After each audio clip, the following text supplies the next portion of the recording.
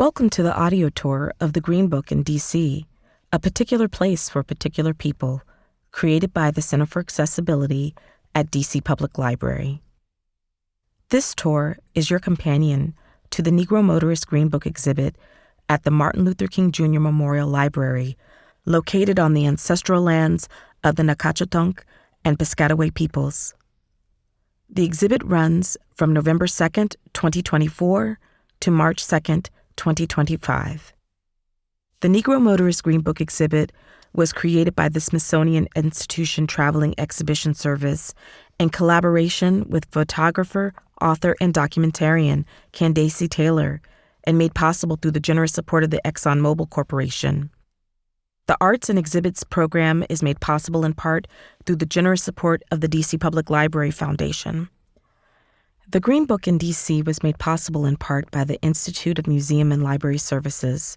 We also acknowledge the work of the DCPL Exhibits team, consultants, volunteers, community members, and the People's Archive at D.C. Public Library.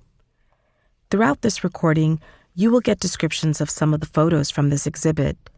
Most of the photos are from Edward Fletcher, Robert H. McNeil, and Scurlock Studios. Fletcher was a photojournalist who kept a camera on his shoulder at all times. Many of Fletcher's photos have not been seen by the public in about 70 years.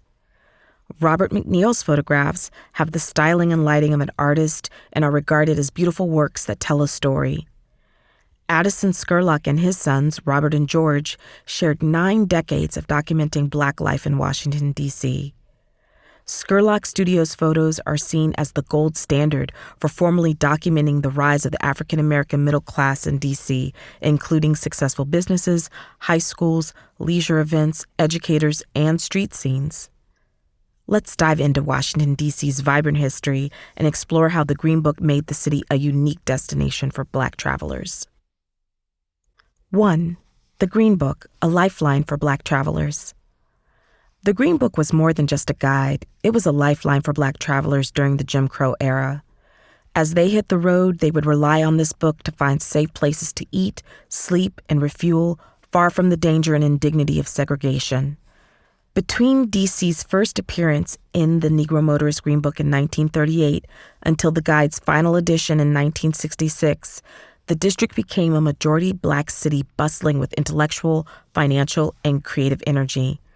The Green Book listed over 150 businesses and organizations in Washington, D.C. Black travelers gravitated toward D.C.'s sophisticated galleries showcasing Black artists, a diverse restaurant and nightclub scene, glamorous hotels, and the fellowship of its growing Black middle-class community. Washington, D.C.'s unique role as a nation's capital also presented opportunities for Black workers to earn family-sustaining wages in government jobs, and federal laws offered some sanctuary in the Jim Crow era. Many Black Americans visited D.C. to see family who had moved north during the Great Migration, or to experience the city's famous tourist sites like the National Mall, much of which was open to all. However, traveling to, from, and within D.C. was difficult for Black Americans, and the Green Book offered an essential tool for safe and dignified journeys.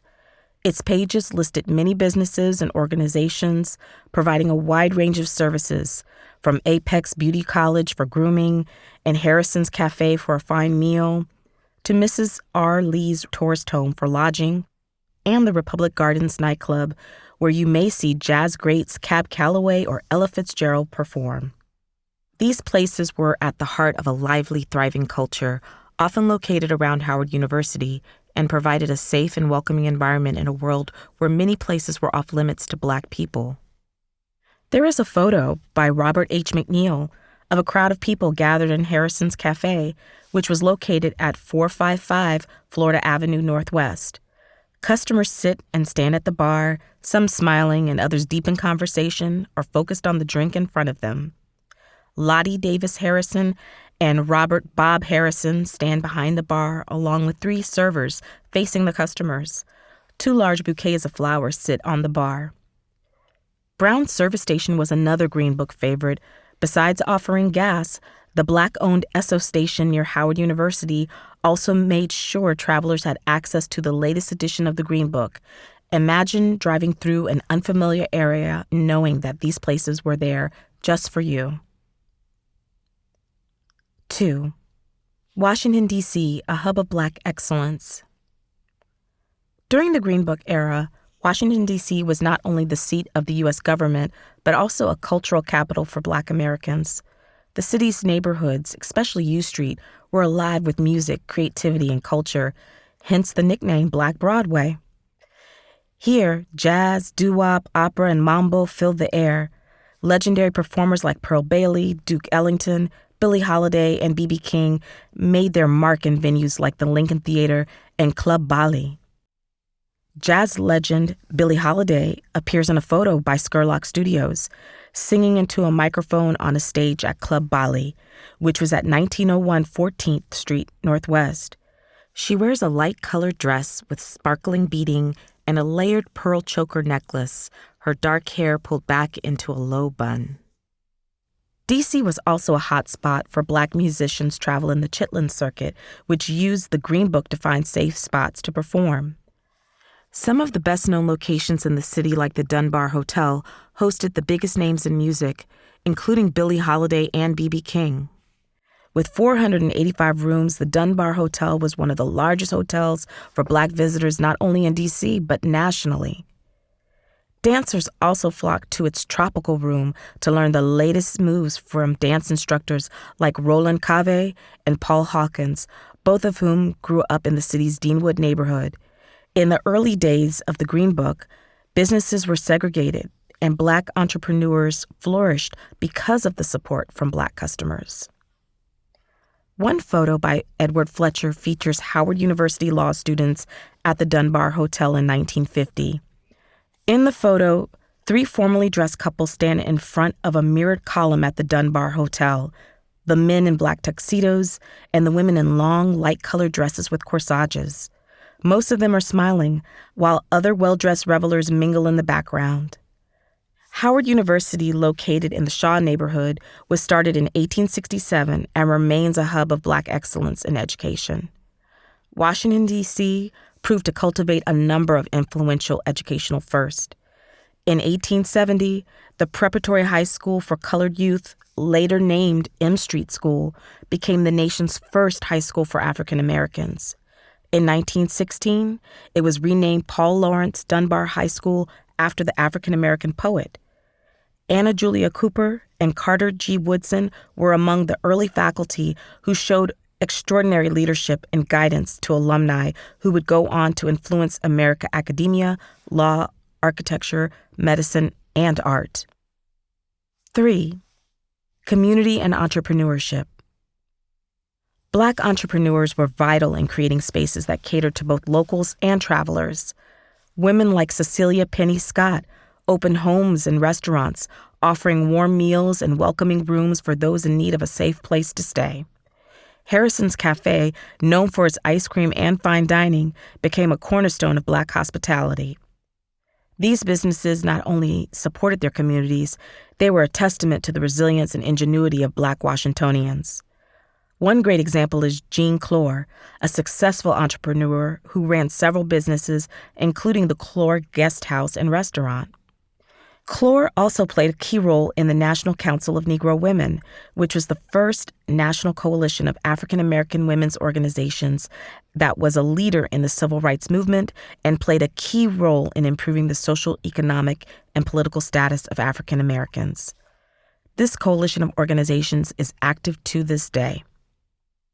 Dorothy I. Height, president of the National Council of Negro Women for 40 years, is pictured in our next photograph, which depicts one of their meetings in LeDroit Park on June 22, 1954.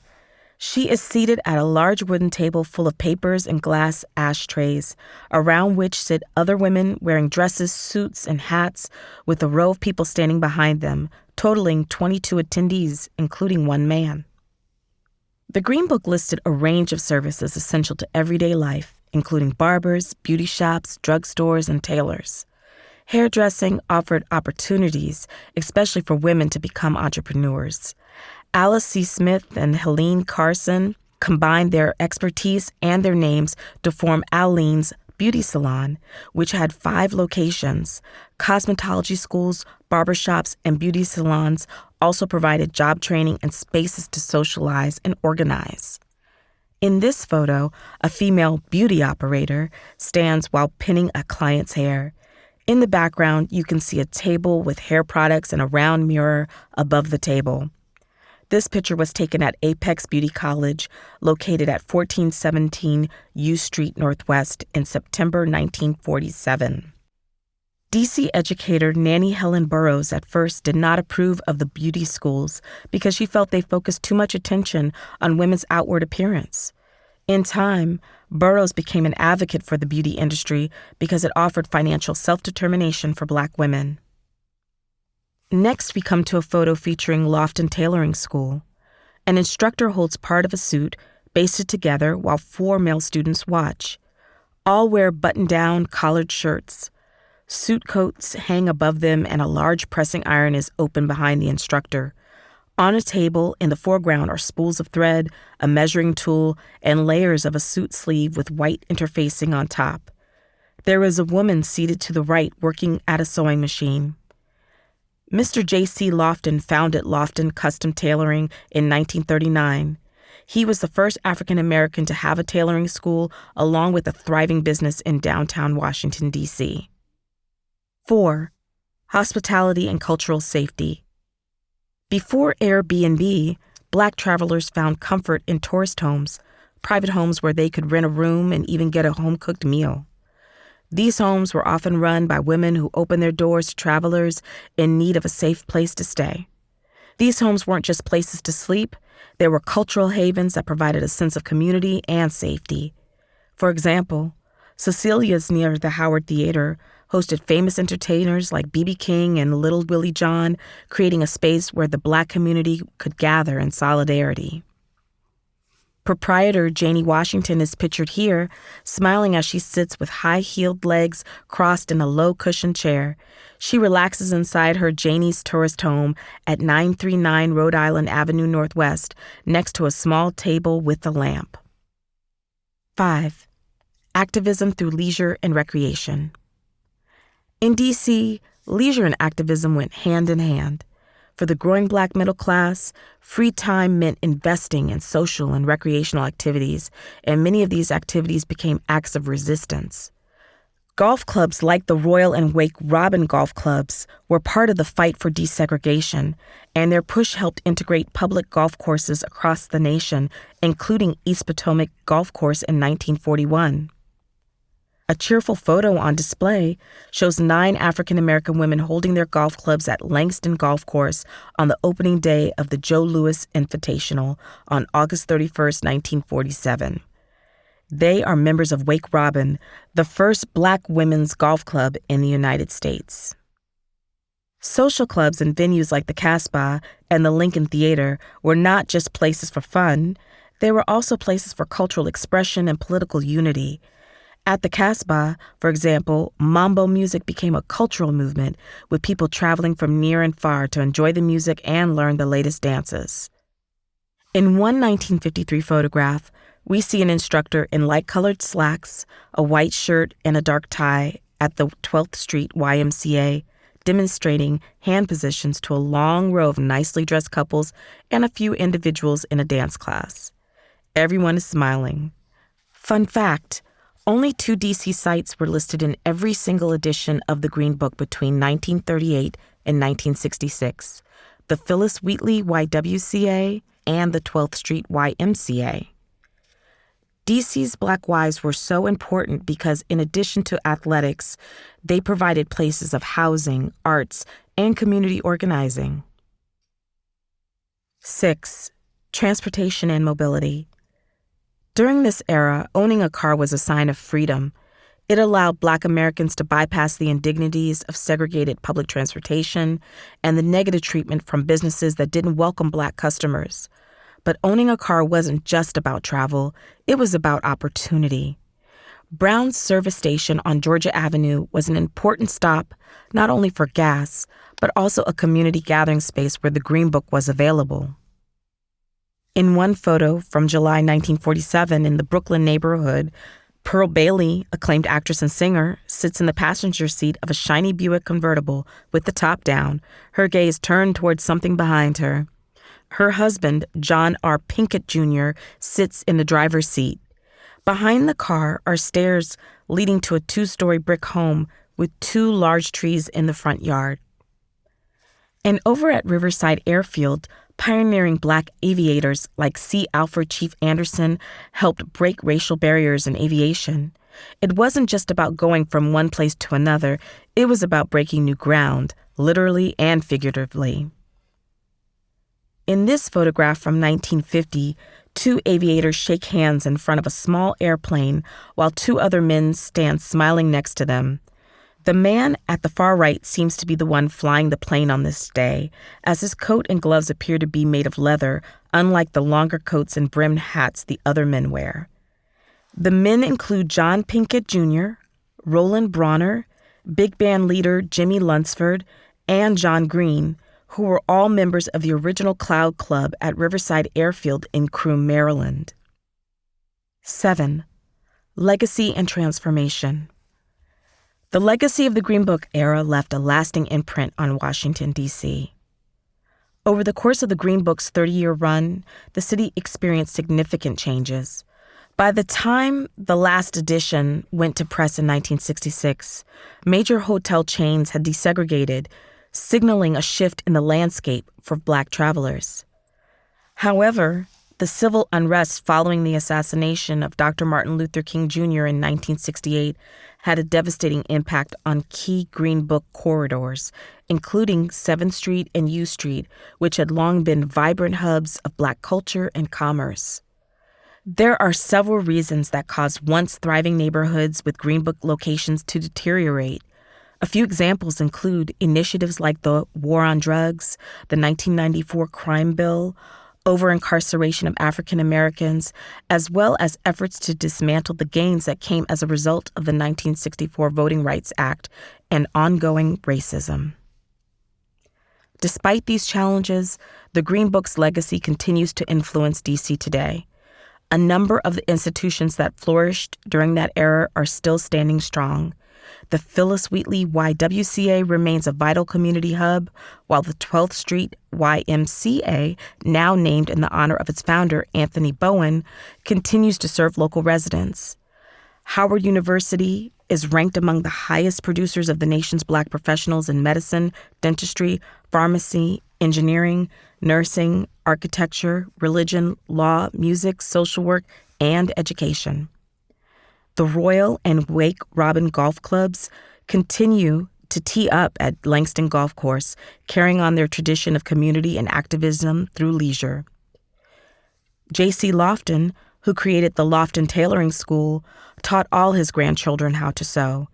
3 generations later, 3 of his grandchildren continue the legacy, with 2 locations still going strong in the Shaw Howard University area of Washington at Cheryl A. Lofton's and Associates, and J.C. Lofton's, and another in Atlanta, Georgia called Lofton Designs. While D.C. has transformed since the Green Book era, the resilience, contributions, and spirit of its Black community continue to shape the city in powerful ways. These enduring institutions are a testament to the strength and legacy of Black Washingtonians who paved the way for future generations. That wraps up our audio tour. We hope you've enjoyed learning more about how the Green Book helped shape Washington, D.C. into a cultural haven for Black travelers, entrepreneurs, and activists. If you want to learn more about this fascinating chapter in history, read Candace Taylor's Overground Railroad, The Green Book and the Roots of Black Travel in America, available at D.C. Public Library. Thanks for joining us today.